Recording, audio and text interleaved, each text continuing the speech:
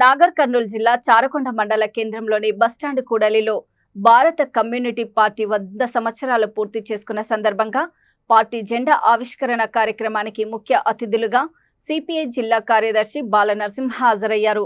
అనంతరం ఆయన మాట్లాడుతూ రాష్ట్ర ముఖ్యమంత్రి రేవంత్ రెడ్డి ఎన్నికల్లో హామీలు ఇచ్చిన 6 గ్యారెంటీలను వెంటనే అమలు చేయాలని డిమాండ్ చేశారు. పార్లమెంటులో భారత రాజ్యాంగ నిర్మాత అంబేద్కర్ పై అనుచిత వ్యాఖ్యలు చేసిన కేంద్ర హోంశాఖ మంత్రి అమిత్ షాను కేంద్ర ప్రభుత్వం మంత్రివర్గం నుండి బర్తరఫ్ చేయాలని డిమాండ్ చేశారు. ఈ కార్యక్రమంలో సిపిఐ జిల్లా కౌన్సిల్ సభ్యులు డాక్టర్ చిలువేరు శ్రీనివాసులు, కల్వకుర్తి నియోజకవర్గ ఇన్ఛార్జ్ పులిజాల పరశురాములు, ఏఐటియుసి జిల్లా ప్రధాన కార్యదర్శి మారేడు శివశంకర్, వంగూరు మండల కార్యదర్శి గడ్డం శ్రీనివాసులు, ప్రజానాట్య మండలి జిల్లా సీనియర్ నాయకులు తన్నీరు మల్లయ్య తదితరులు పాల్గొన్నారు. ఈ దేశంలో అనేక పోరాటాలు చేస్తుంది.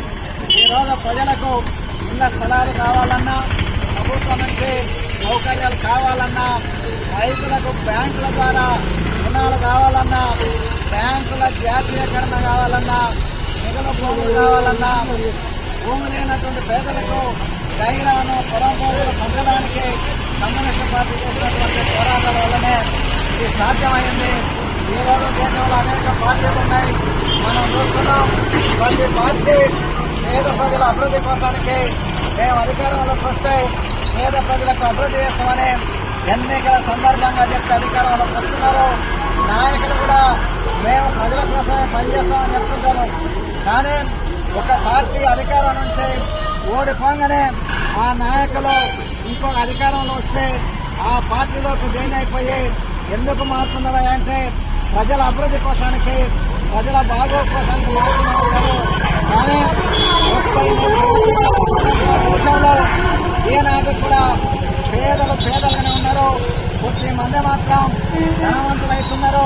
ప్రధానంగా 11 సంవత్సరాలుగా దేశంలో అధికారం వెళ్తున్నటువంటి బీజేపీ నాయకత్వంలోనే ప్రజల పక్షాన మాట్లాడేటువంటి కమ్యూనిస్ట్ పార్టీ సిపిఐని బలోపేతం చేయడం ద్వారా ఈ దేశంలో ప్రజా సంక్షేమం కోసానికి, ప్రజా సమస్యల పరిష్కారం కోసానికి ప్రజల యొక్క మద్దతు కమ్యూనిస్ట్ పార్టీకి అవసరం. మీరందరూ కూడా గమనిస్తే ఎక్కడ ధరలు పెరిగినా, నిస్వార్థంగా ప్రజలకి ఏ సమస్య వచ్చినా ప్రభుత్వం ఎన్నికల్లో వచ్చినటువంటి హామీలను అమలు చేయాలన్నా కమ్యూనిస్ట్ పార్టీ మాత్రమే, జనజెండా సిపిఐ మాత్రమే ఈ దేశంలో పోరాడుతుంది. భవిష్యత్తులో కూడా కమ్యూనిస్ట్ పార్టీ బలహీన పడితే ప్రజా సమస్యలు పరిష్కారం కాకుండా ఉంటాయి. ప్రభుత్వాల ఇష్టానుసారంగా ధరలు పెంచి ప్రజలను మోసం చేస్తారు, దండుకుంటున్నారు. కమ్యూనిస్ట్ పార్టీ బలంగా ఉంటే ప్రజా సమస్యల పరిష్కారానికి, ప్రజలపైన జరుగుతున్న దోపిడీని అరికట్టడానికి అవకాశం ఉంటుంది.